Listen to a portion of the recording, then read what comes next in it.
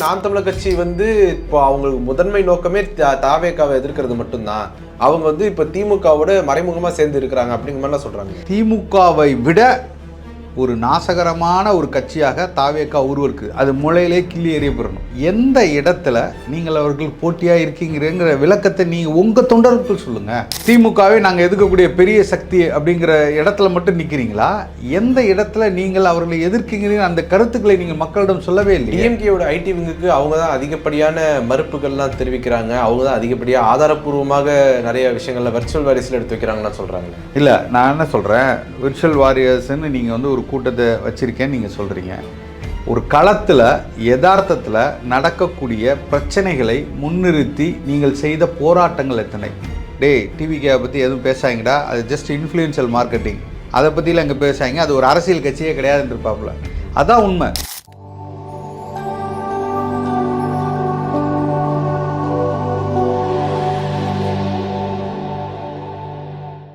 நேயர்களுக்கு வணக்கம். இன்று நம்மோடு நேர்காணல் பேசுவதற்காக நாம் தமிழர் கட்சியினுடைய மாநில ஒருங்கிணைப்பாளர் திருமிகு சசி அவர்கள் நம்மோடு இணைந்திருக்கிறார். வாருங்கள், அவரோடு பேசலாம். சார் வணக்கம். வணக்கம் சார். தமிழக வெற்றி கழகம் வந்து அதனுடைய அரசியல் நுழைவுக்கு பிறகு நாம் தமிழர் கட்சியினுடைய பவர் பேஸ் வந்து குறைஞ்சிருக்குது அப்படிங்கிற மாதிரி ஒரு பார்வையை தாவேகாவை சேர்ந்தவர்களும் பல்வேறு தரப்பும் வந்து பார்க்கப்படுது. எப்படி பார்க்குறீங்க நீங்கள் இதை? நான் முற்றிலும் மறுக்கிறேன்.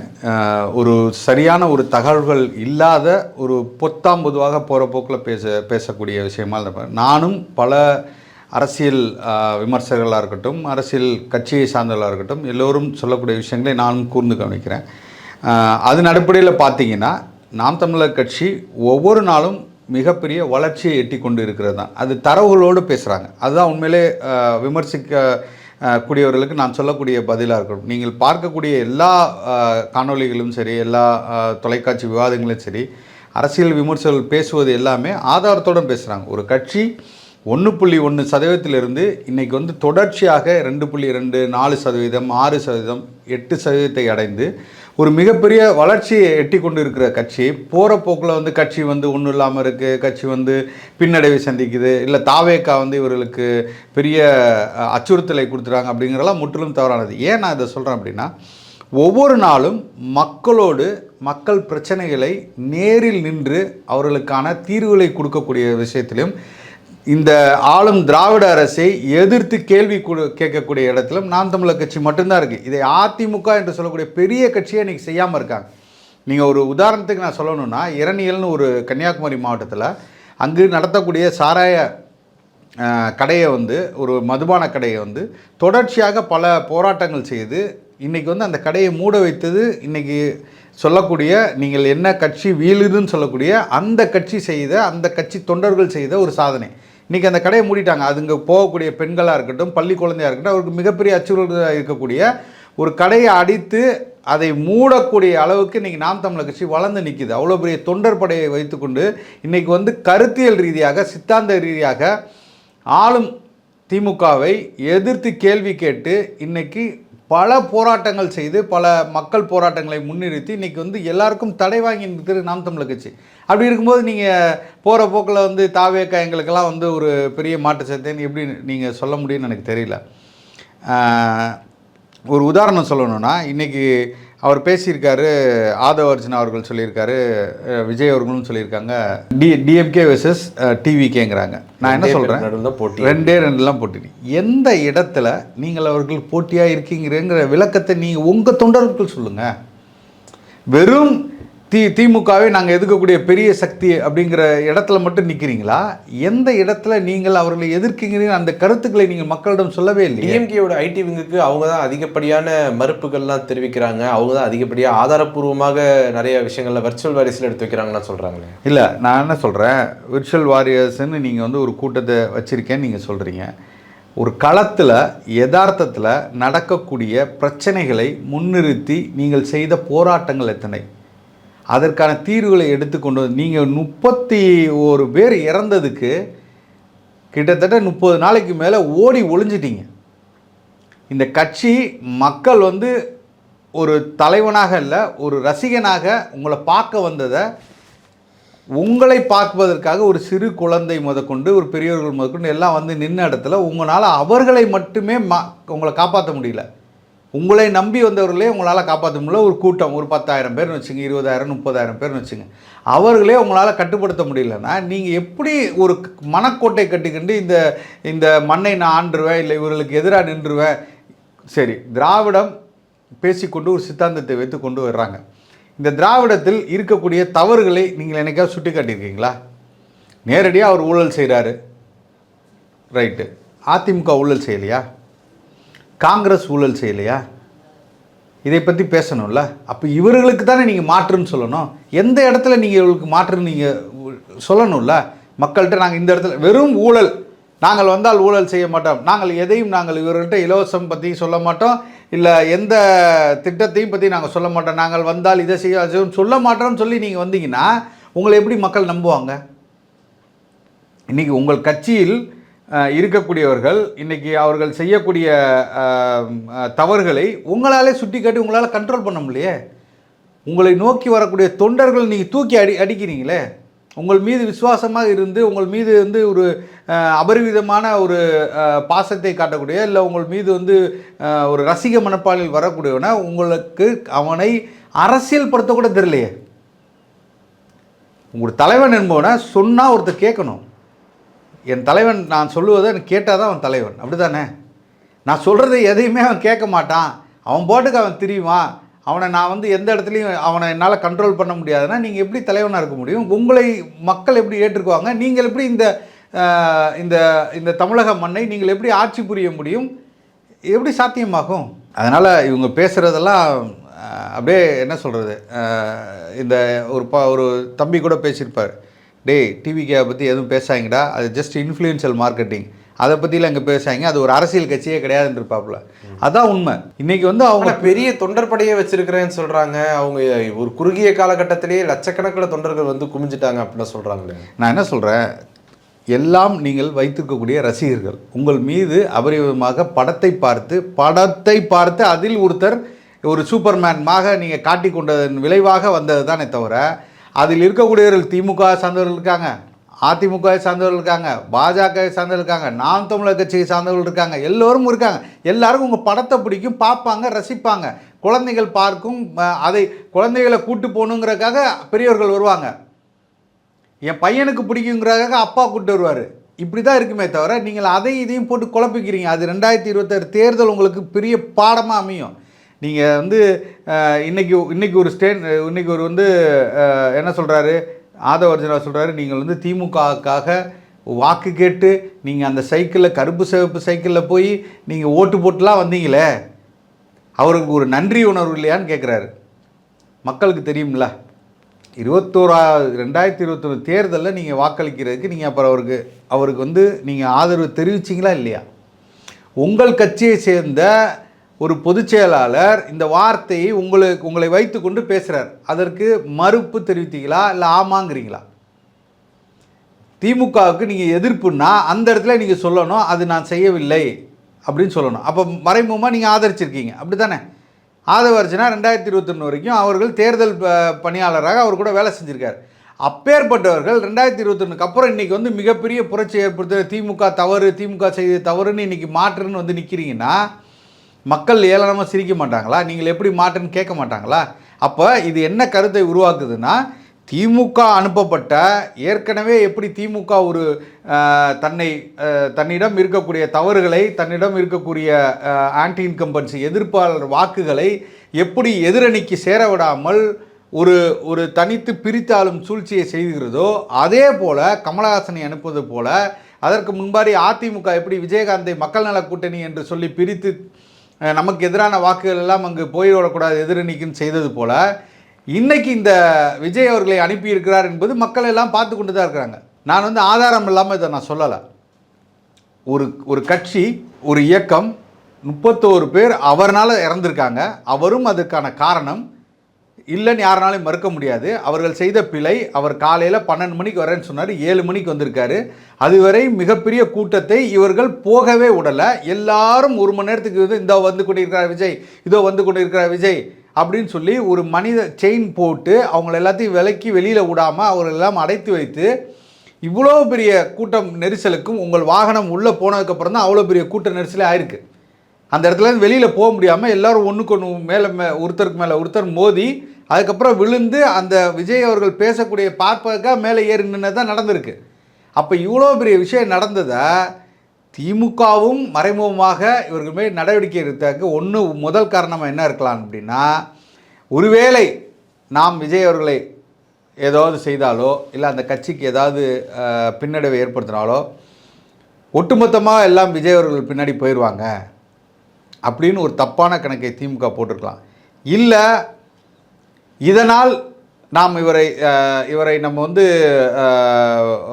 ஏதாவது செய்தோம் என்றால், அவர் மீது நடவடிக்கை எடுத்தோம் என்றால், ஒருவேளை இவர் அதிமுக இல்லை பாஜக கூட்டணிக்குள்ளே போய் இருந்துட்டாங்கன்னா அது நமக்கு பெரிய பின்னடைவு வரும் என்று இரண்டாவது கணக்கை போட்டு தான் மௌனமாக இருந்துட்டாங்க. இதெல்லாம் திமுக இவர்கள் பின்னாடி இருந்து செய்வது மிகப்பெரிய சந்தேகத்தை தான் ஏற்படுத்துது. ஆனால் தாவேகா சொல்லுது நாம் தமிழர் கட்சி வந்து இப்போ அவங்களுக்கு முதன்மை நோக்கமே தாவேகாவை எதிர்க்கிறது மட்டும்தான், அவங்க வந்து இப்போ திமுகவோட மறைமுகமாக சேர்ந்து இருக்கிறாங்க அப்படிங்கிற மாதிரிலாம் சொல்கிறாங்க. நான் வெளிப்படையாக சொல்கிறேன், திமுகவை விட ஒரு நாசகரமான ஒரு கட்சியாக தாவேகா உருவருக்கு அது முளையிலே கிள்ளி எறியப்படணும். மிக மோசமாக நீங்கள் திமுக கூட ஏதோ ஒரு விதத்தில் நீங்கள் வந்து இந்த மக்களுக்காக தொடங்கப்பட்டு ஒரு நல்ல நோக்கத்துக்காக அந்த கட்சி தொடங்கப்பட்டது, அதில் எந்த மாற்று கருத்துமே இல்லை. ஒரு சீரிய நோக்கத்துக்காக அறிஞர் அண்ணா அவர்கள் திராவிட கழகத்திலேருந்து பெரியார்களுடன் முரண்பட்டு தேர்தல் பாதைக்கு வர்றதுக்காக ஒரு திமுக என்ற கழகத்தை தொடங்கி அதில் வந்து சமத்துவம் சமநீதி இந்த மாதிரி கொள்கையெல்லாம் எடுத்துக்கொண்டு எல்லோருக்கும் எல்லாம் கிடைக்க வேண்டும் என்பதற்காக ஒரு கட்சி தொடங்கப்பட்டது. அதிலிருந்து என்னைக்கு அவர்கள் கலைஞர்களிடம் சென்றதோ அதற்கப்புறம் இவர்கள் தொடர்ச்சியாக ஒரு குடும்பத்தின் ஆட்சியாக இது வந்து போனதுக்கு காரணமும் ஊழல் மலிந்த கட்சியாகவும் இது வேற. ஆனால் இந்த கட்சி தொடங்கும் போது மிகப்பெரிய ஒரு சீரழிவாக இந்த கட்சி தொடங்கி வருது. எந்த கொள்கை சித்தாந்தம் பிடிப்பு இல்லாமல் வெறுமன ரசிகர் கூட்டத்தை மட்டும் வைத்துக்கொண்டு அவர்களை கட்டுப்படுத்த முடியாமல், அவர்களுக்கு எந்த அரசியல் தெளிவும் இல்லாமல் இன்றைக்கி வந்து நேரடியாக ஒரு எப்படி சொல்கிறது, திமுக வந்து என்ன பண்ணோம் அப்படின்னா, தன்னிடம் இருக்கக்கூடிய பலவீனத்துக்காக தன் மக்களிடம் இருக்கக்கூடிய பலவீனத்தை பயன்படுத்தி அவர்களுக்கு ஒரு சாராய குவார்ட்டர் கொடுக்குறதோ இல்லை பிரியாணி கொடுக்குறதோ, அவர்களுக்கு சாப்பாடை கொடுத்து அவர்கள் வண்டியில் ஏற்றி ஒரு கூட்டத்துக்கு கூட்டு வருவாங்க. இதை தொடக்கத்திலே விஜய் அவர்கள் செய்ய ஆரம்பிச்சிட்டாங்க. ஒரு கூட்டத்தை கூட்ட வேண்டும், அவர்களை ஒரு மணி நேரம் உட்கார வைக்கணும்னா திமுக கூட்டத்தில் முன்னாடி ஒரு பேச்சாளர் இருப்பாங்க, வெற்றி கொண்டாண்டு இருப்பார், தீப்பொறி ஆறுமுகம் இருப்பார், இந்த மாதிரி ஒவ்வொரு கட்சிக்கும் ஒரு பேச்சாளர் இருப்பாங்க. அவர்கள் பேசுவாங்க, அதை கேட்டு அந்த மக்கள் கட்டுக்கோப்பாக பெருந்தலைவர் பேசுகிற வரைக்கும் இருப்பாங்க. இல்லை அதுக்கு முன்னாடி ஏதாவது ஆடல் பாடல் நிகழ்ச்சி இருக்கும். இதை தொடக்கத்தில் இன்றைக்கி விஜய் அவர்கள் போட ஆரம்பித்தாங்க. இன்றைக்கி வந்து ஆபாச நடனங்கள் போட்டு அந்த கூட்டத்தை கட்டுப்படுத்தி அந்த கூட்டத்தை இருக்கிறதுக்கு விஜய் அவர்களும் செய்ய ஆரம்பிச்சிட்டாங்க. காசை கொடுத்து கூட்டு வர்றாங்க. அப்போ இதெல்லாம் என்ன மாதிரியான ஒரு இதை இந்த மண்ணில் திருப்பி விதைக்கிறாங்க? ஒரு படத்துக்கு வர்றான், பால விஷயம் பண்ணுறான், ஒரு தலைவனோட முதல் இது நடக்குது, டீசர் நடக்குது படத்தோட, ஒட்டுமொத்த தியேட்டரையும் சூறையாடிட்டு போகிறான், உடச்சி நாசம் பண்ணிட்டு போகிறான். அப்போ இதெல்லாம் நீங்கள் எதிர்க்காமல் நீங்கள் இதையும் நீங்கள் பார்த்துக்கிட்டு இருந்துட்டு நீங்கள் வந்து இல்லை நீங்கள் வந்து விஜய் மட்டும்தான் இருக்கிறீங்கன்னா, எதிர்க்க வேண்டியது விஜய் தான். இப்போதைக்கு ஒரு இளைஞர் கூட்டம் தவறாக நீங்கள் வழிநடத்தி அவர்களை மறுபடியும் இந்த சினிமா மோகத்தில் கொண்டு போய் வைத்துக்கொண்டு எந்த புரிதலும் இல்லாமல் அவர்களை வாக்காளாக மாற்றுறீங்கள, அதை செய்ய வேண்டிய கடமையும் பொறுப்பும் தமிழ் தேசியத்தை பேசக்கூடிய இந்த தமிழர் மண்ணில் இருக்கக்கூடிய தமிழர்களுக்காகவே கட்சியை நடத்தி கொண்டிருக்கிறவர்களுக்கு இது முதன்மை கடமை. அதுக்கப்புறம் தான் நீங்கள் சொல்கிற ஓட்டு போடுவானா போட மாட்டானா, அவன் வந்து நம்ம கூட நிற்பானாலாம் அது வேறு. ஆனால் நம்ம செய்ய வேண்டிய கடமையும் பொறுப்பும் இருக்குல்ல. இன்றைக்கி அவன் வந்து ரோட்டில் நின்று கஞ்சா அடிச்சுட்டு அவன் போகிறவர் அன்றைக்கி பார்க்குற ஒரு குழந்தைகள் போகிற வாகனத்தில் அடித்து கல்லை விட்டு அடிக்கிறான். அவன் என்னன்னு தெரியாமல் விஜய் ஆட்சிக்கு வரணுங்கிறான். இப்போ இதை நீங்கள் வந்து என்ன செய்வீங்க? அவனுக்கு நீங்கள் புரிதல் எடுத்துகிட்டு பேசுவீங்களா பேச மாட்டீங்களா? அதைத்தான் செய்து கொண்டு இருக்குது நாம் தமிழர் கட்சி. அப்போ அதை நீங்கள் எப்படி போய் வந்து இன்றைக்கி வந்து எல்லாரும் தாவேக்கா எதிர்க்கிறாங்க, திமுக விட்டுட்டாங்க. திமுகவை எதிர்க்கக்கூடிய தெம்பும் தானியும் உள்ள ஒரே கட்சியாக நாம் தமிழர் கட்சி இருக்குது. எந்த இடத்துல திமுகவை நாங்கள் விமர்சிப்பதிலிருந்து விலகி இருக்கிறோம் நீங்கள் சொல்லுங்கள். யாராவது ஒரு சமீபத்தில் பண்ணுறதில்ல, தாவேக்கா வந்ததுக்கப்புறம் பண்ணுறதில்லைங்கிற நீங்கள் அண்ணன் பேசக்கூடிய எல்லா கூட்டத்தையும் பாருங்கள், பார்க்கறது இல்லைன்னு நினைக்கிறேன். 95% அண்ணன் அவர்கள் திமுக மட்டும்தான் சாடி பேசுகிறோம். எங்களுக்கு திமுகவின் மீது மிகப்பெரிய வன்மம் இருக்கிறது. ஒரு பெரிய 1.5 லட்சம் மக்களை சாவு கொடுத்துட்டு அமைதியாக வேடிக்கை பார்க்க, அதிலிருந்து தான் இந்த நாம் தமிழர் கட்சியே தொடங்குது. அன்று வரை திமுக தலைவர் கலைஞர் அவர்களை எல்லோரும் போல நேசித்த பிள்ளைகளில் நானும் ஒருவர், அண்ணன் சீமானும் ஒருவர், அதில் மாற்றுக்கிறதே இல்லை. நமக்கானவர், நமக்கு இந்த இந்த மண்ணுக்கானவர், மக்களுக்கானவர் நின்னோம். ஆனால் என்னைக்கு நீங்கள் போய் வந்து பதவிக்காக இன்றைக்கி எல்லாத்தையும் விட்டுட்டு போனால் போகுதுன்னு சொல்லிட்டு ஒட்டுமொத்தமாக காங்கிரஸுடன் கைகோத்து நின்று இவர் பெரிய இன அழிப்புக்கு நின்னீங்களோ, அன்னைக்கு தான் ஒரு மாற்று இதே உருவாகுது. ஓஹோ, இவர்கள் நமக்கானவர்கள் அல்ல அப்படின்னு தொடங்கினது அன்னைக்கு தான். அன்று முதல் இன்று வரை சமரசமே இல்லையே. நாங்கள் என்னைக்காவது சொல்லியிருக்கோமா திராவிட கட்சிகளோடு கூட்டுன்னு சொல்லியிருக்கோமா? திராவிட கட்சிகள் செய்யக்கூடிய தவறுகளை சுட்டி காட்டாமல் இருந்திருக்கோமா? தனி மனித வெறுப்பு வேறு, சித்தாந்தம் கொள்கை எதிர்ப்பு வேறு, இந்த மண்ணில் ஆட்சி புரிவர்கள் செய்யக்கூடிய தவறுகளை சுட்டி காட்டுவது என்பது வேறு. இது ரெண்டும் போட்டு குழப்பிக்கிறாங்க. நாளைக்கு நீங்கள் ஸ்டாலின் அவர்களை இன்னைக்கு கர்நாடகாவில் உள்ள எதிர்த்தான்னா முதல் ஆளாக குரல் கொடுக்கக்கூடிய அண்ணன் ஸ்ரீமானார் தான் இருப்பாங்க. இன்றைக்கி காவிரி நீரில் தண்ணீர் பிரச்சனை வரும்போது ஸ்டாலின் அவர்கள் மேலே செருப்பு மாலை போட்டு இன்றைக்கி ஒட்டுமொத்த கர்நாடகாவிலையும் மிக மோசமாக ஸ்டாலின் அவர்கள் எதிர்த்தார். 1000 நாள் பிரச்சனை இருந்தாலும் அவர் என் முதல்வர். முதல் ஆளாக குரல் கொடுத்து அவர்களுக்கு எதிர்ப்பு தெரிவித்தது நாம் தமிழர் கட்சி, அண்ணன் சீமான் அவர்கள்.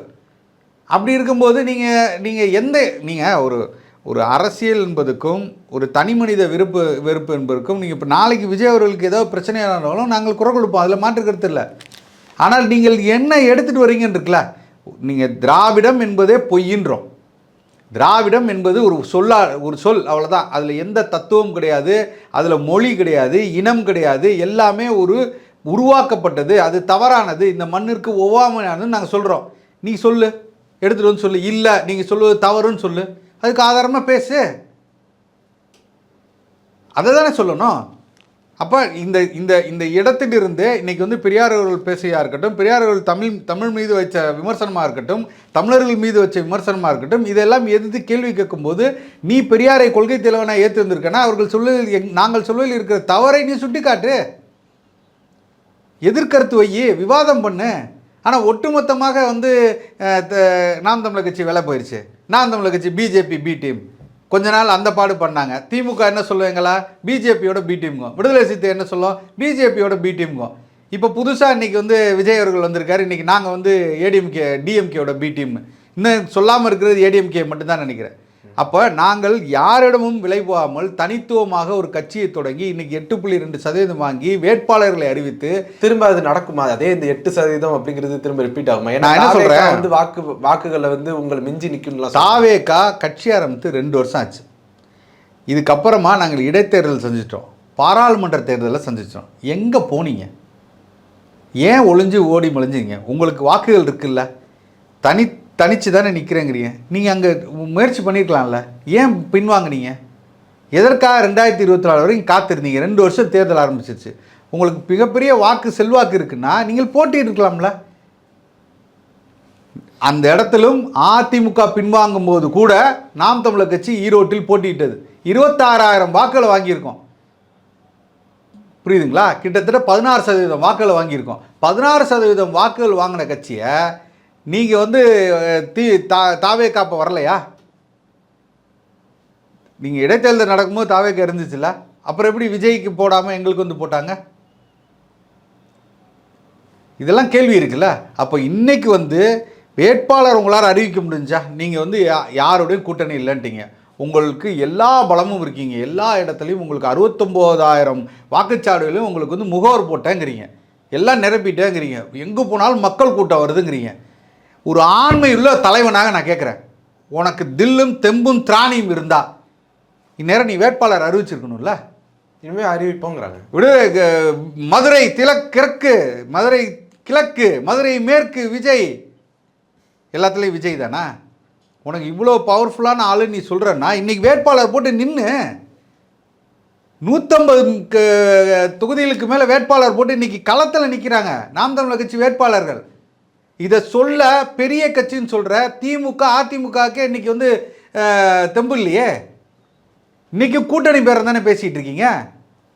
இன்றைக்கி திமுகவுக்கு உண்மையாலே தெம்பும் திராணி இருந்துச்சு, நான் வந்து இந்த 2021க்கு அப்புறம் நான் மிகப்பெரிய ஒரு மக்கள் செல்வாக்கை பெற்றிருக்கிறேன், எல்லோருக்கும் எல்லாம் கிடைத்து விட்டது, எங்கள் ஆட்சியில் பாலாரும் தேனாரும் ஓடுது, மக்கள் எல்லாம் எங்கள் பக்கம்தான் நிற்கிறாங்க, நான் கொண்டு வந்த திட்டம் எல்லாம் மக்களுக்கு சேர்ந்துருச்சு, இலவச திட்டங்கள் எல்லாம் மக்களை போய் பயனடைஞ்சிருச்சு, அதனால் எனக்கு இந்த கூட்டணி வேண்டாம், எந்த கட்சியிலும் நான் கூட்டணி வைக்க மாட்டேன், தனித்து நான் போட்டியில் நிற்கிறேன், என்னுடைய வேட்பாளர்கள் இவர்கள்தான் அப்படின்னு அறிவிங்க.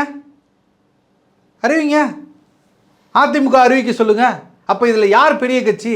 யார் எதை பற்றியும் கவலைப்படாமல் மக்களோடு மட்டும்தான் கூட்டணி என்று மக்களை மட்டுமே நம்பி நிற்கிற கட்சி யார் கட்சி? எங்களுக்கு ஒரே பின்னடைவு தாங்க இருந்துச்சு. இதுவரை எங்களுக்கு பின்னடைவு இருந்து சின்னம், அதை கொண்டு போய் சேர்க்கிறதுக்கு பெரும்பாடுபட்டோம். அதை வைத்து எல்லா விதமான தந்திர சூழ்ச்சிகளும் பண்ணாங்க. கடைசி நேரத்தில் வேறு சின்னம் கொடுப்பாங்க, அதுக்கப்புறம் சின்னத்தை சின்னதாக்குவாங்க, எங்களை எங்கேயும் வரைய விட மாட்டாங்க. இந்த மாதிரி பல சிக்கல்கள் இருந்தது. இதெல்லாம் எல்லாம் உடைத்து விட்டு இன்றைக்கி 6 மாதம் 1 வருஷத்துக்கு முன்னாடியே எங்களுக்கு சின்னம் கையில் இருக்குது. இன்றைக்கி நாங்கள் வேறு இடத்துல நின்று இந்த களத்தில் நின்று வேலை செய்கிறோம்.